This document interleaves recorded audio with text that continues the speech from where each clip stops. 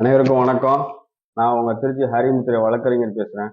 தமிழ்நாடு முத்திரை சங்கத்தின் மாநில வழக்கறிஞர் பிரிவு செயலாளராக இருக்கேன். எதுக்காண்டி இந்த வீடியோனா, நம்ம சங்கத்துல பயணிக்கக்கூடிய ஒவ்வொரு கிளை பொறுப்பாளரும், ஒன்றிய பொறுப்பாளரும், மாவட்ட பொறுப்பாளரும், மாநில பொறுப்பாளருக்கும் என்ன ஒரு வேண்டுகோள்னா, இப்ப சமீப காலமா வந்துட்டு நம்ம அரசியல் கட்சி எல்லாமே நம்ம சமுதாயத்தை புறக்கணிச்சிருச்சு. இன்னமும் நம்ம அரசியல் பயணிக்காம இருந்தோம்னா நம்ம சமுதாயம் ரொம்ப கீழ்மட்டத்துக்கு போயிடுவோம். அதனால எல்லா சமுதாயம், அதாவது தலித் மக்களா இருக்கட்டும், தேவேந்திர குல வேளாளர் மக்களா இருக்கட்டும், கள்ளர் மக்களா இருக்கட்டும், கவுண்டரா இருக்கட்டும், வெள்ளாளரா இருக்கட்டும், முதலியாரா இருக்கட்டும், அகமுடையாரா இருக்கட்டும், இல்ல இன்னும் பலதரப்பட்ட சமுதாயம் வன்னியரா இருக்கட்டும், எல்லாமே பார்த்தீங்கன்னா அவங்களுக்குண்டான அரசியல் பிரதித்துவத்தை உருவாக்கிக்கிட்டு அவங்க அரசியல்ல அவங்களுக்கு உண்டான தொகுதியை தேர்ந்தெடுத்துட்டு இன்னைக்கு வரைக்கும் சட்டமன்றம், பாராளுமன்றம், இல்ல உள்ளாட்சி மன்றம் எல்லாத்துலயும் நின்று அவங்க போட்டியிட்டு வெற்றி பெற்று அவங்க சமுதாயத்துக்கான வேலையை அவங்க செஞ்சிட்டு இருக்காங்க.